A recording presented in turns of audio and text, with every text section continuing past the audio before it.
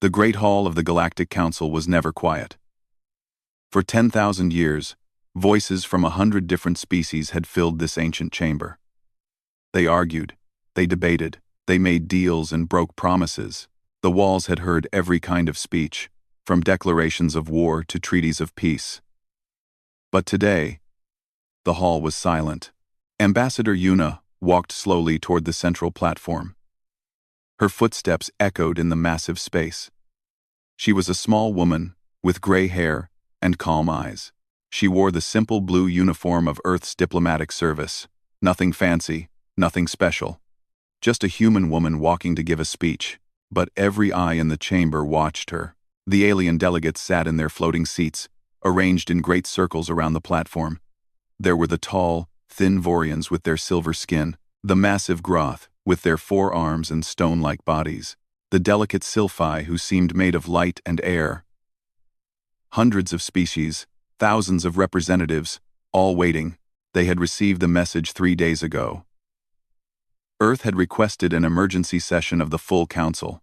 The message said only, "Humanity wishes to make a final announcement." Final. That word had caused much discussion. Yuna reached the platform and stood still for a moment. She looked around at all the faces watching her. Some showed curiosity. Some showed worry. A few showed the kind of superior amusement that humans had learned to ignore over the centuries. "Thank you for gathering today," Yuna said. Her voice was soft but clear.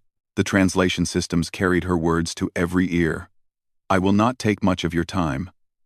What I have to say is simple." She paused. The silence grew heavier. "Humanity is leaving." The words hung in the air. For 3 heartbeats, nothing happened. Then the chamber exploded with noise. What does she mean, leaving? Is this some kind of joke? Where could they possibly go? The Vorian High Speaker, a being called Thelos, raised his 4-fingered hand. The noise slowly died down. Thelos had been on the council for 200 years. He had seen many strange things, but his silver face showed confusion now. "Ambassador Yuna," he said, "please explain. What do you mean by leaving?" Yuna nodded. She had expected this reaction. "I mean exactly what I said. The human species is departing from this galaxy. From this dimension. Actually, we are going somewhere else. The URLth. The human species of other present. More noise, more confusion." But Thelos kept his hand raised until quiet returned. "This is not possible," said a Groth delegate, his deep voice rumbling like an earthquake. "You cannot just leave a dimension. The physics alone would require energy beyond anything your species could produce." Yuna smiled gently. "You are correct that it was difficult. It took us almost 300 years to solve the problems. But we did solve them. The work is complete." A Sylphi delegate floated forward, her form shimmering with emotion. 300 years? You have been planning this for 300 years, and told no one? "We told no one because we were not sure we would succeed," Yuna said. "We did not want to make promises we could not keep. But now we are ready. The gates are built. The path is open. Our people are preparing to walk through." The chamber erupted again. This time, Thelos did not try to stop it. He simply stared at the small human woman with something close to shock on his ancient face. Yuna waited. She was patient. All humans were patient now. They had learned patience while waiting for this day. Eventually, the noise faded. A young Vorian delegate stood up. His name was Kel, and he was known for asking direct questions. "Why?" he asked. "Why would you leave? Is something wrong? Are you running from something?" Yuna shook her head. "We are not running from anything. We are moving towards something. Something we found. Something wonderful." "What did you find?" Yuna's smile grew warmer. "That is difficult to explain. In your languages, I might call it a higher plane. A place of pure thought and endless possibility. A place where the body no longer limits the mind. We found it. And we have been building bridges to it." Kel sat down slowly. His face was pale. "You found heaven. You are saying you found heaven and built a door to it." "Your word is as good as any," Yuna agreed. An old growth named Torak stood up. He had been a warrior once. Before he became a politician, his voice was rough. "This is madness. Even if such a place exists, why would all of you go? Surely some would want to stay?" Yuna nodded. "That is a fair question. The answer is that we discussed it. For many years, we discussed it. Every human was given the choice. Stay in this universe, in these bodies, living these lives, or step through the gates and become something new." She paused. Every single human chose to go. The silence that followed was different from before. It was not confusion. It was something deeper. Something almost like grief. "Every human," Torak repeated. "All 8 billion of you? Closer to 12 billion now." Yuna corrected gently. "Including our colonies." "Yes. All of us. We held votes. We held debates. We gave everyone 100 years to think about it. In the end, the choice was clear." Thelos leaned forward. When? When will this happen?" "The process has already begun," Yuna said. "People are walking through the gates as we speak. The first groups left last week. By the end of this month, Earth will be empty. By the end of the year, every human settlement in the galaxy will be abandoned." "This month?" someone shouted. "You give us no time to prepare?" Yuna tilted her head. "Prepare for what? We are not taking anything that belongs to you. We are not destroying anything. We are simply leaving. Our cities, our ships, our technology, all of it will remain. Consider it a gift." Quote, "a gift." The words seemed to echo through the chamber. The Sci-Fi delegate who had spoken before moved closer. "Ambassador, I must ask. You speak of this as a happy thing. But I look at you, and I see sadness in your eyes. Why?" Yuna was quiet for a long moment. When she spoke again, her voice was softer. "I am sad because I will miss some things about this life. The taste of real food. The feeling of rain on my skin. The faces of friends I have made among your peoples." She looked around the chamber. "We have known you all for 500 years. That is not nothing. It is hard to say goodbye." "Then stay," the Sci-Fi said. "At least some of you could stay." Yuna shook her head. "That is not who we are. Humans do not leave people behind. We go together, or we do not go at all. That is how we have always been." She straightened her shoulders. "I came today to give you this news directly. I wanted you to hear it from a human voice, not from a message screen. I wanted you to see my face, and know that we are not abandoning you in anger. We are not fleeing in fear. We are simply moving on." Thelos stood up slowly. His ancient joints creaked. "Ambassador Yuna, on behalf of the Galactic Council, I do not know what to say. This is beyond anything we expected." "I know," Yuna said. "And I am sorry for the surprise. But this is the way we wanted it. Clean. Simple. No long farewells. No painful waiting. Just a quiet exit, and then you can remember us as we were." She began walking back toward the door. The chamber remained silent. No one tried to stop her. No one knew what to say. At the door, she turned back one final time. "Take care of each other," she said. "That is all we ask. Remember the good things. Forget the bad. And maybe, someday, when your species are ready, you will find your own doors to walk through." Then she was gone. The Great Hall of the Galactic Council stayed silent for a very long time. Inspector Tay had seen many strange things in his 40 years of service to the Galactic Council. He had walked through the ruins of dead civilizations. He had stood in the aftermath of great battles. He had documented the remains of species that had destroyed themselves through war or disease or foolishness, but he had never seen anything like Earth. His ship landed in a place the humans had called Sol. It had been a great city once, home to tens of millions of people. Now it was empty. But it was not dead. The streets were clean. The buildings stood tall and undamaged. Lights still glowed in windows. Vehicles sat parked in neat rows, waiting for drivers who would never return. It looked like everyone had simply stepped out for a moment and would be back soon. Tay walked down a wide street lined with trees. The leaves were turning gold and red. Autumn, the humans had called this season. He had learned that word from human books. They had written so many books, his team followed behind him. There were 6 investigators in total, each from a different species. They had been sent by the council to document everything, to understand what had happened, to make sure this was not some kind of trick. "The power is still running," said Nira, the Sci-Fi analyst. She floated beside Tay, her form flickering with interest.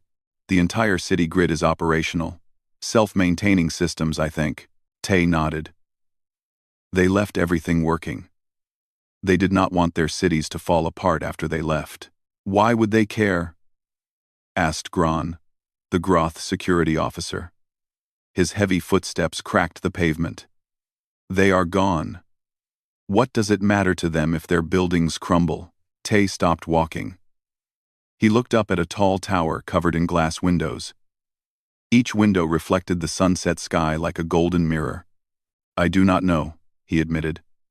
"Perhaps they wanted to leave something beautiful behind. Perhaps they simply could not stand the thought of waste." They continued walking. Every block brought new wonders. A park filled with flowers still blooming. A fountain still spraying water into the air. A market with empty stalls but clean floors. It was like walking through a dream. In the center of the city, they found a great plaza, and in the middle of the plaza, they found the message. It was written on a simple stone pillar. The words were carved deep into the rock, in every known language of the galaxy. Tay read the common script. "To those who find this place, we are gone, but not dead. We have moved on to somewhere new. Please do not mourn us. We are happier than we have ever been. We leave you everything we built. Our cities, our ships, our machines. Take what you need. Use what you can. Share it fairly among yourselves. We leave you our art, and our music, and our stories. These were the things we loved most. We hope you will love them too. We leave you our knowledge. Our libraries are open. Our databases are unlocked. Learn from our mistakes. Try to do better. We only ask one thing. Be kind to each other. That was always the hardest lesson for us. We hope it will be easier for you. With love, the human species." Tay stood before the pillar for a long time. He read the words again and again. His throat felt tight in a way he did not understand. "Inspector," said Nira softly. "Are you well?" "Yes," Tay said. "I am simply. I did not expect this." "Expect what?"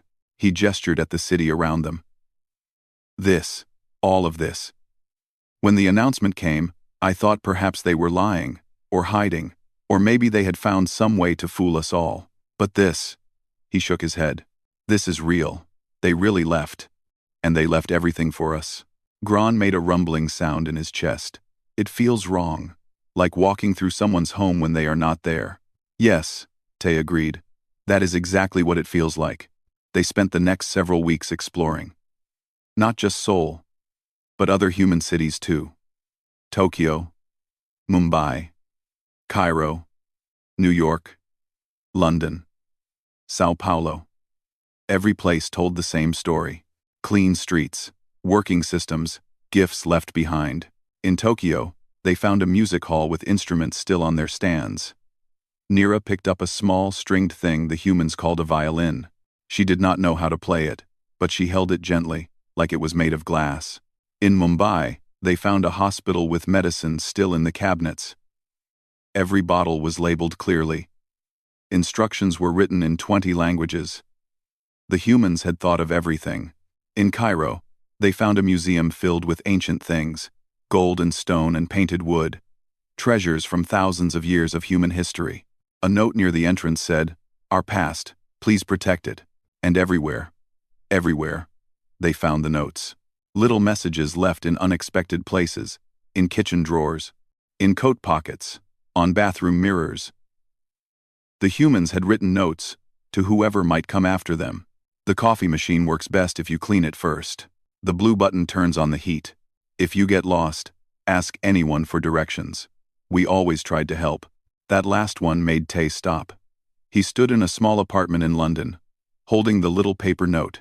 The handwriting was careful and neat. Someone had taken time to write this. Someone who knew they would never see this apartment again. Someone who wanted to help strangers from other worlds. "Inspector," called Gron from another room. "You should see this." Tay put the note in his pocket and went to find the growth. Gron was standing in what looked like a child's bedroom. The walls were painted with stars and planets. A small bed sat in the corner, covers neatly folded.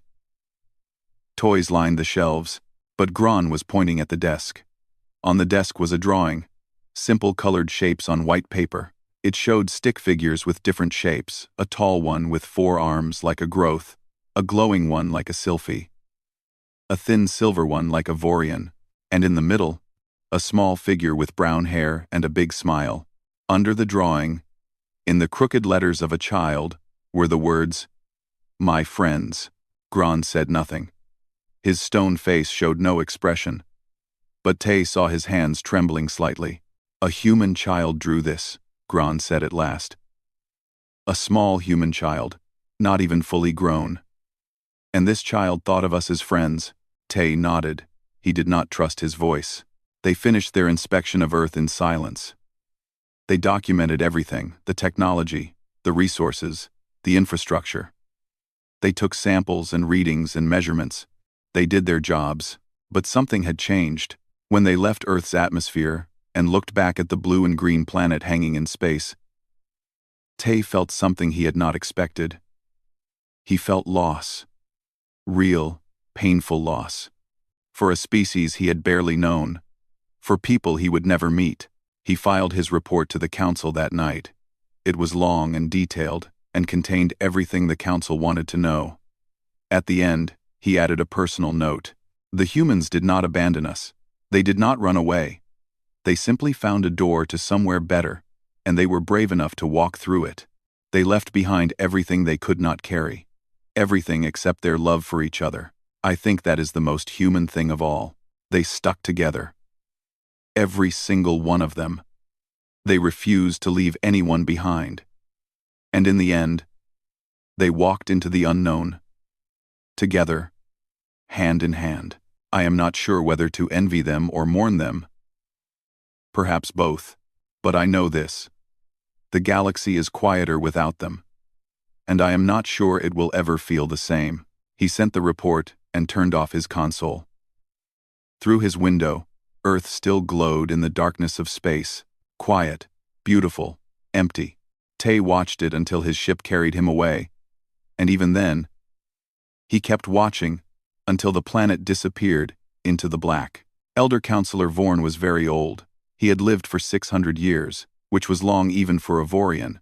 He had seen empires rise and fall. He had watched species join the galactic community and watched others destroy themselves. He thought he understood how the universe worked. He was wrong. He sat in his private chamber aboard the council station, staring at the reports on his desk. Weeks had passed since the humans announced their departure. The investigation teams had returned with their findings. The news had spread to every corner of the galaxy, and now, everything was falling apart. "Tell me again," Vorn said to his assistant. "How bad is it?"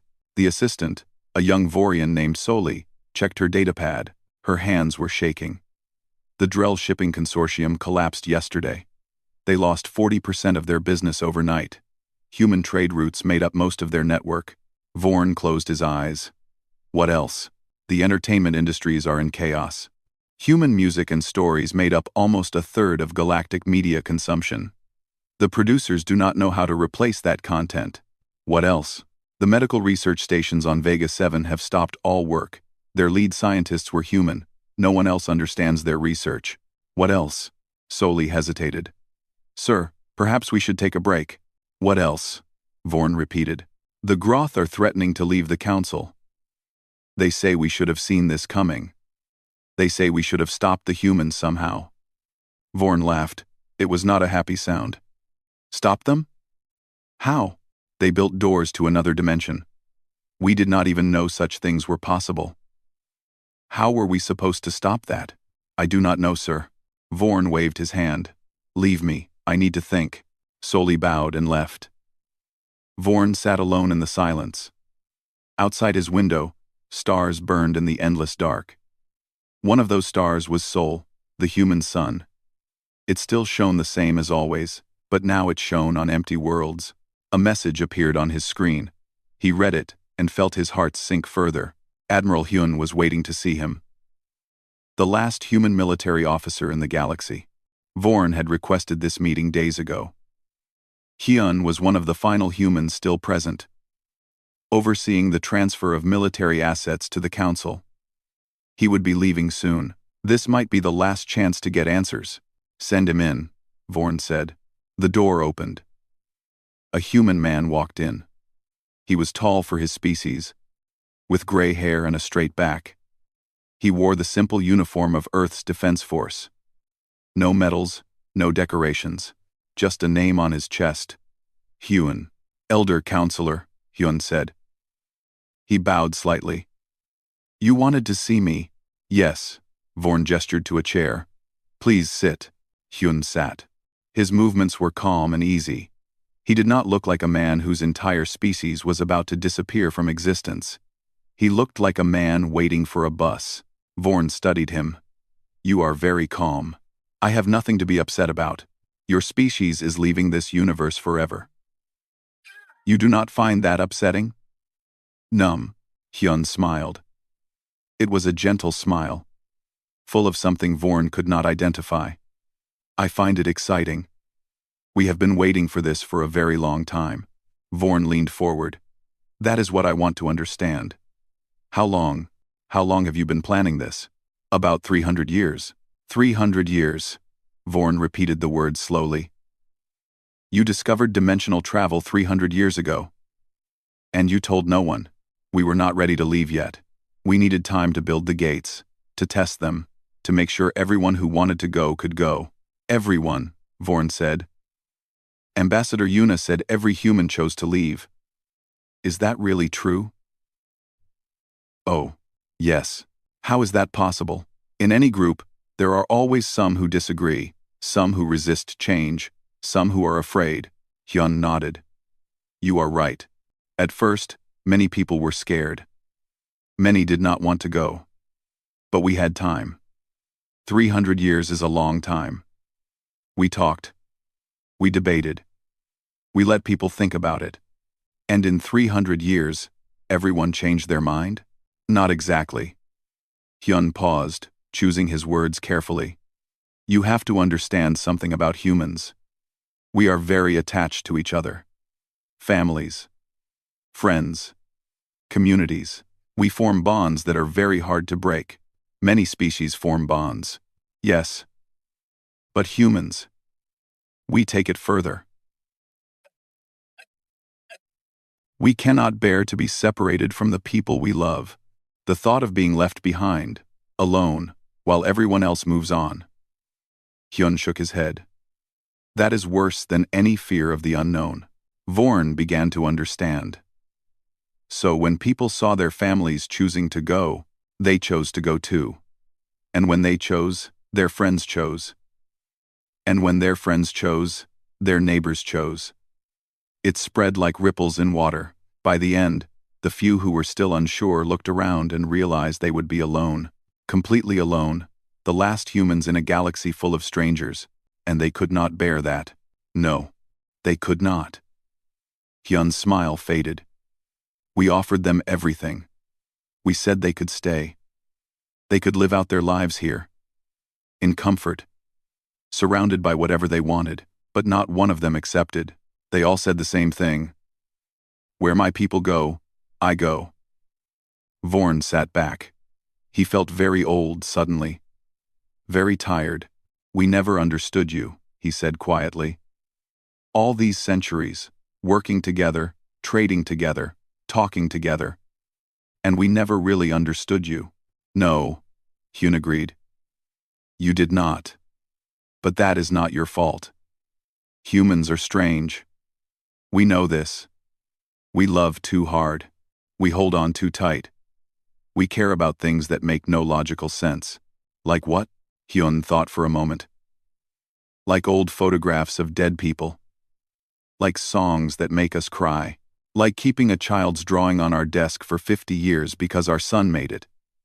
And even though our son is now an old man with grandchildren of his own, we cannot throw away that drawing. He paused. Like refusing to walk through a door to paradise unless everyone we love can walk through with us. Vorn was silent for a long time. Finally, he asked the question that had been burning in his mind. Why did you not take us with you? Hyun looked surprised. What? You found a door to somewhere better. A higher plane, Ambassador Yuna called it. Why did you not invite us? Why did you not share this gift with the rest of the galaxy? Hyun's expression grew serious. We considered it. We discussed it for many years. In the end, we decided it would be wrong. Wrong. To share paradise? The door is not easy to walk through. It requires giving up everything. Your body, your physical form, the world you know. It is a leap of faith. A choice to leave behind everything solid and real and become something else entirely. Hyun spread his hands. We cannot make that choice for other species. We can only make it for ourselves. But you could have offered. And what if some accepted and some refused? What if families were torn apart? What if species were divided? No. Hyun shook his head firmly. It was better this way. Better to go quietly and let you find your own paths. Maybe someday, when you are ready, you will find your own doors. Vorn felt a strange emotion rising in his chest. It took him a moment to recognize it. Grief. He was grieving. I will miss you, he said. I did not think I would, but I will. Hyun stood up. He walked to Vorn's desk and did something unexpected. He placed his hand on the old Vorian's shoulder. The touch was warm, solid, real. That is the nicest thing anyone has said to me all week, Hyun said softly. Thank you. He removed his hand and walked toward the door. At the threshold, he stopped. We are leaving something behind, he said. Something besides our cities and our technology. We are leaving hope. The hope that there is more to existence than what we can see and touch. The hope that death is not the end. The hope that somewhere, somehow, beings who love each other can find ways to stay together forever. He turned and smiled one last time. Hold on to that hope, counselor. It is the most precious thing we have to give. Then he was gone. Vorn sat alone in his chamber. Outside the window, the stars still burned. Somewhere among them, a species that had been his neighbors for 500 years was disappearing forever. He thought about doors, about choices, about love so strong it could pull an entire species into the unknown. And for the first time in 600 years, Elder Counselor Vorn cried. 6 months after the last human walked through the gates, the galaxy began to understand what it had lost. It started with small things. A sci-fi merchant who realized she had no one to sell her music recordings to anymore. Human buyers had made up most of her customers. They had loved sci-fi music, had called it beautiful and haunting, and unlike anything else in the universe. Without them, sales dropped to almost nothing. A Groth engineer who could not figure out how to fix a broken machine. The machine was Groth-made. But the repair manual had been written by humans. Humans had a gift for explaining complicated things, simply. Without their words, the engineer was lost. A Vorian teacher who found her students asking questions she could not answer. Why did the humans leave? They asked. Where did they go? Will they come back? She had no answers. No one did. The trade networks collapsed first. Humans had been the great connectors. They bought from everyone. They sold to everyone. They carried goods from one end of the galaxy to the other, not because it was profitable, but because they enjoyed meeting new species and seeing new places. Without them, the networks fell apart. Species that had traded through human merchants suddenly had no way to reach each other. Then the cultural industries crashed. For 500 years, humans had been creating art at an amazing rate. Music, stories, paintings, sculptures, dances, games. They created more than any other species, and they shared everything freely. They had wanted the galaxy to see their work. They had been so proud of what they could make. Now the galleries were silent. The concert halls were empty. The new releases stopped coming. Species that had grown used to a steady stream of human creativity suddenly found themselves with nothing new to experience. Sora was a young sylphie who worked at a broadcast station. Her job was simple: play human music and stories for listeners across the sector. She had done this work for 30 years. She loved it. Every day, she discovered something new in the human archives. A song she had never heard. A story she had never told. There was always more. But now there would be no more. The archives were complete. Nothing would ever be added again. She sat in her broadcast booth, staring at her console. The last piece she had to play was queued up. A message from someone named Mina. The station had received it a week before. Forwarded from Earth. Mina had been one of the last humans to leave. Sora pressed the button. A human voice filled the airwaves. It was soft and warm, like sunlight through leaves. "Hello, friends. My name is Mina. By the time you hear this, I will be gone. All of us will be gone. I wanted to say goodbye. I know this is hard. I know you are probably angry, or sad, or confused. We left so suddenly. We did not give you time to prepare. I am sorry for that. We wanted a clean break. We thought it would be easier this way. But I think maybe we were wrong. Maybe it would have been better to say goodbye properly. To hug everyone. To cry together. To have one last party before we left. Too late now. We are already through the door. And it is wonderful here. I promise. Everything we hoped for, and more. But I wanted to leave you with something.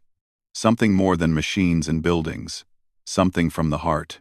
Do not mourn us. That is the first thing. We are not dead. We are just somewhere else. Somewhere you cannot see or touch or visit. But we are there, and we are happy. Do not forget us. That is the second thing. Remember the good times. Remember the music we made together. Remember the stories we told. Remember how we laughed at the same jokes and cried at the same tragedies. And please, please, do not be alone. That is the third thing. The most important thing. We were so afraid. When we first went to the stars, we thought the universe would be empty. Cold. Dead. And then we found you. All of you. Hundreds of species. Thousands of worlds. Billions of lives. We were not alone. That changed everything for us. It gave us hope. It gave us joy. It gave us a reason to keep exploring. Keep creating. Keep trying to be better. You gave us that, all of you, and we never said thank you properly. So thank you. Thank you for being our neighbors. Thank you for putting up with our strange ways. Thank you for letting us play our music too loud and tell our stories too long and cry at things that did not deserve tears. We loved you. We really did. In our own clumsy, overwhelming, human way, we loved every single one of you. And now we have to go. But we will carry you with us. In our hearts. In our memories. In whatever passes for those things where we are going. Be good to each other. Take care of each other. And maybe, someday, we will meet again. Goodbye, friends. Goodbye. The message ended. Static filled the airwaves. Sora sat in her booth. Tears streamed down her face, glowing softly as they fell. She had not known she could cry like this. Sylphie did not cry often. But she was crying now. Across the galaxy, billions of beings heard that message. It played on every channel, in every language, on every world. Mina had sent it to all of them. Her final gift, and they all felt the same thing. The same terrible, beautiful ache. The loss of something precious. The gratitude for something received. The strange, painful joy of having loved and been loved, even if only for a moment. The days that followed were difficult. The economy struggled. The political alliances weakened. Species that had relied on humans to mediate their disputes found themselves fighting again. But something else happened too. Something unexpected. People started creating again. A growth sculptor began carving stone in a style inspired by human art. A Vorian composer wrote a symphony dedicated to human memory. A Sylphi poet crafted verses about doors and departures, and the courage to leave everything behind. They were not trying to replace human creativity. That was impossible. But they were trying to continue it, to keep the flame alive, to honor what had been given to them, and slowly, very slowly, the galaxy began to heal. Not completely. There would always be an empty space where humans had been. A silence where their voices should have sounded. A darkness where their light should have shone. But around that empty space, life continued. Life changed.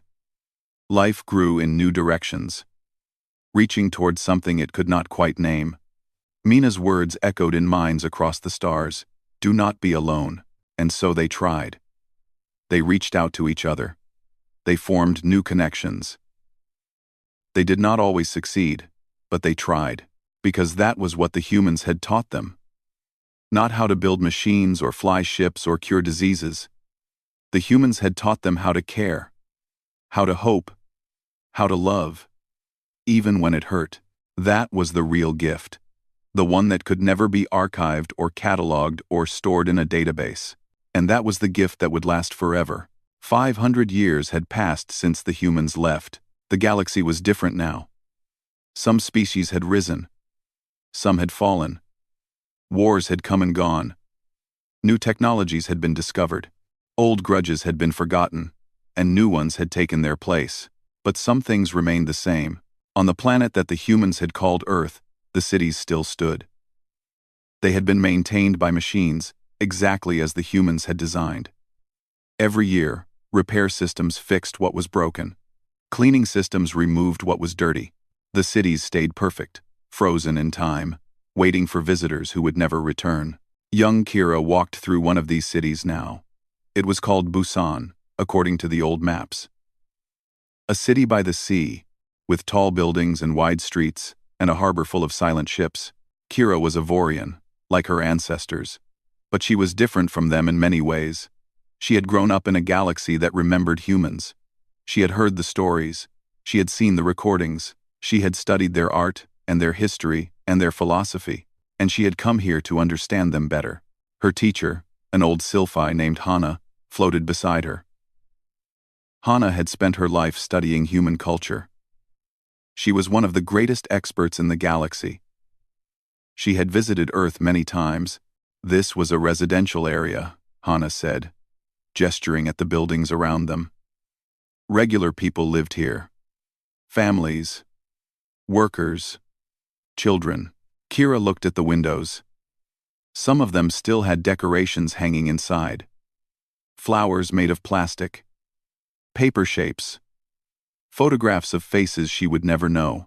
They really left everything behind, she said. Everything they could not carry. Hana agreed. Which means almost everything. You cannot carry much through a dimensional gate. Just yourself. Just your mind. And your memories. Yes. And your memories. They walked on. The streets were clean and quiet. Somewhere in the distance, a fountain splashed. The machines kept everything running, even now, even after 500 years. They came to a building larger than the others. A library. According to the sign outside. Kira had heard about human libraries. Places where they stored their books, their knowledge, their history. She had been looking forward to seeing one. Inside, the air was cool and still. Shelves stretched in every direction, filled with objects she had only seen in pictures. Books. Real physical books. Made of paper and ink. Thousands of them. Millions of them. Why did they use paper? Kira asked. They had digital technology. They could have stored everything electronically. Hana smiled. They did that too. But humans loved the physical. They loved holding things. Touching things. They said there was something special about paper. Something that screens could not replace. Kira walked to a shelf and carefully pulled out a book. It was old but well preserved. The cover showed a picture of a small creature with fur and pointed ears. What is this? A cat, I believe. Humans kept them as pets. They loved animals very much. Kira opened the book. Inside were stories about the little furry creature. Simple stories, with colorful pictures. Stories for children. This is a children's book, she said. Yes, humans created many things for their children. They believed childhood was precious. A time that should be filled with wonder and joy. Kira turned the pages slowly. She could not read the human writing, but she could see the pictures. A small cat playing with string. A small cat sleeping in sunlight. A small cat being held by a smiling child. Something stirred in her chest. A feeling she could not name. They really cared about happiness, she said quietly. Not just survival. Not just success. They wanted to be happy. They wanted everyone to be happy. Yes, Hana said. That was perhaps their greatest strength and their greatest weakness. Kira closed the book and put it back on the shelf. They continued walking through the library. Deeper and deeper. Into sections that grew older and dustier. Finally, they came to a room at the very back. A small room, with a single table and a single chair. On the table sat a box. What is this place? Kira asked. Hana's form flickered with emotion.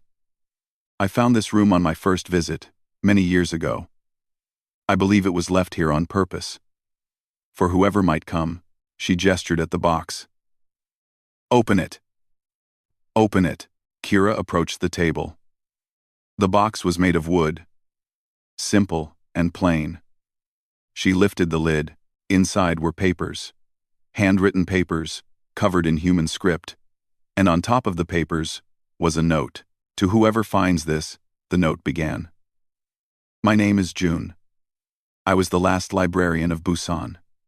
I stayed longer than most because I wanted to organize everything properly. I wanted to make sure nothing was lost. I am about to walk through the gate. My family is waiting for me on the other side.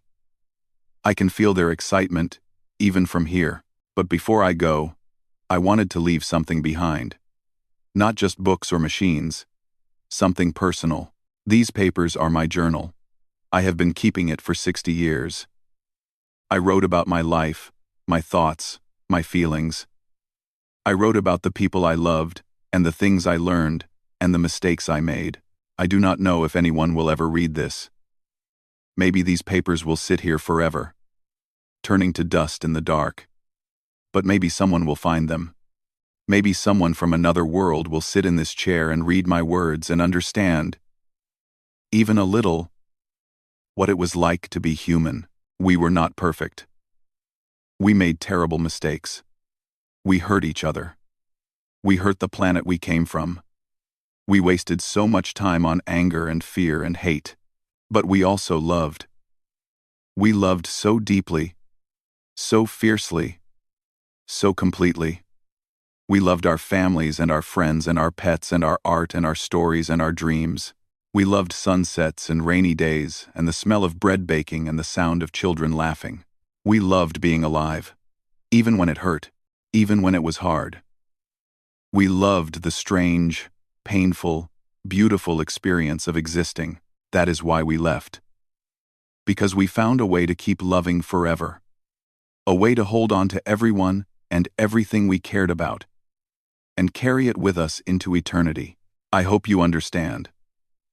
I hope you do not think we abandoned you. We did not mean to leave a hole in your galaxy. We just wanted something more, and we hope, someday, you will find your own doors. Your own paths to somewhere better. When you do, remember us. Remember that we went first. Remember that we showed you it was possible. Be brave. Be kind. Be together. And never stop loving. Goodbye, friends. Goodbye. June. Kira sat in the chair for a long time. The papers in her hands felt fragile and precious. The words blurred as tears filled her eyes. Hana waited in silence. She had read this letter many times. She knew its power. Finally, Kira spoke. Her voice was thick with emotion. They did not abandon us. No. They graduated. They moved on. They left us to grow on our own. Yes. Kira looked up at the old Sylphie. Do you think we will ever find our own doors? Hana was quiet for a moment. When she spoke, her voice was gentle. I do not know. Perhaps we will. Perhaps we will not. But I think the important thing is not the door. It is what we do while we are looking for it. What do you mean? The humans spent 300 years preparing to leave. But during those 300 years, they did not stop living. They kept creating, kept loving, kept trying to make the universe a better place. They did not put their lives on hold while they waited for paradise. They lived fully, right up until the very end. Kira nodded slowly. She understood. She stood up and carefully placed the papers back in the box. She closed the lid gently, like she was saying goodbye to an old friend. We should preserve this, she said. Share it with everyone. Let the whole galaxy read June's words. That is exactly what I have always believed, Hana said. They left the library together. Outside, the sun was setting over the sea. The sky burned with colors that Kira had no names for. Oranges and pinks and purples, all melting together like paint on canvas. The humans had loved sunsets. She had read that in their books. They had watched them whenever they could, standing together in silence, staring at the sky. Kira understood why now. There was something about watching the light fade. Something about standing at the end of a day, knowing that darkness would come, but also knowing that the sun would rise again tomorrow. Hope. That was the word. The humans had been full of hope, even at the end. Especially at the end. Kira turned away from the sunset and walked toward her ship. She had work to do. Stories to tell. A legacy to protect. The humans were gone, but their light remained. And as long as someone remembered, as long as someone cared, as long as someone kept asking, what if, the humans would never truly disappear. They had just gone ahead. Someday, the galaxy would catch up.